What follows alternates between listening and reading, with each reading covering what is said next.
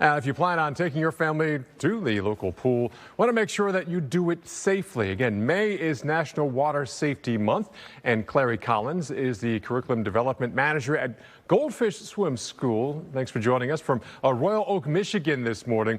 Let's talk about this because drowning is the leading cause of accidental death of children between the ages of 1 and 4 in this country. So what are some of the top water safety tips for parents? First and foremost, make sure that you enroll your children in swim lessons.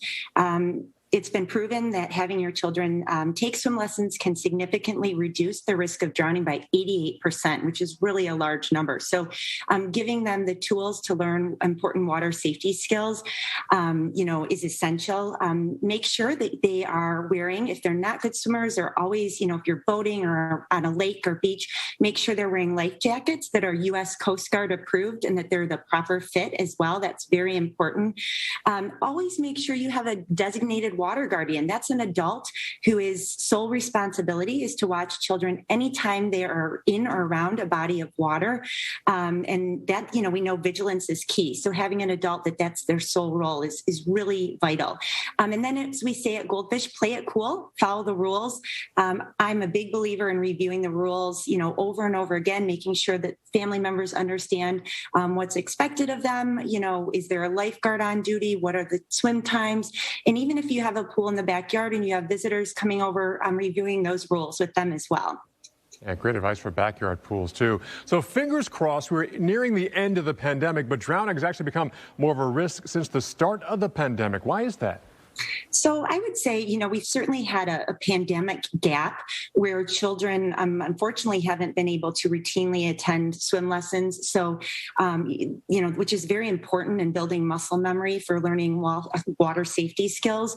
And I think naturally, as we've all been trying to pivot, we have parents working from home or remotely, trying to juggle many different responsibilities with children. So, they may have allowed time for children to spend more time at the beach or a lake or even time in their backyard pool, which has caused an increase in those drownings.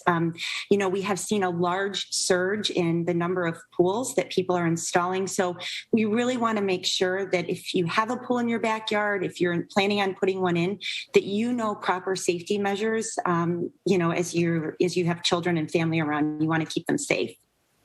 And with so many pools opening up, people building pools in the backyard, so what's a good age for kids to learn to swim, and what should parents look for when they look for a swim instructor? So we start at Goldfish as early as 4 months, and actually children at that age has a very limited fear of the water. And even at that young age, it's hard to believe, but you can start learning important water safety skills even then through repetition and muscle memory. We do that all in a really fun way. When you're looking for a swim instructor, make sure they have proper training, with the curriculum, and it's a formal swim lesson environment. I always think that it's important that it's in a fun place because we believe that children learn best through, fun. We have about 30 seconds left. I hate to rush you, but what are some of the signs of drowning? Because they really aren't always obvious. That's right. I think, there's that misconception sometimes of what we see on TV or in the movies of, someone who's drowning. It's very dramatic and their arms are flailing and they're calling for help. And that's not always the case. Sometimes somebody who's in distress could have a look of shock or panic. Sometimes they could be very still in a vertical position with their legs not moving, or maybe they're potentially struggling, trying to roll over on their back to catch their breath. But one of the really important things to share is drowning often happens right in close proximity of a lifeguard or while a parent is present. So again, going back to vigilance is key and having parents watch their children at all times. Yeah, keep the phones down and watch the kids. Thank you so much. That's Clary Collins, Curriculum Development Manager at Goldfish Swim Schools. Thanks for joining us.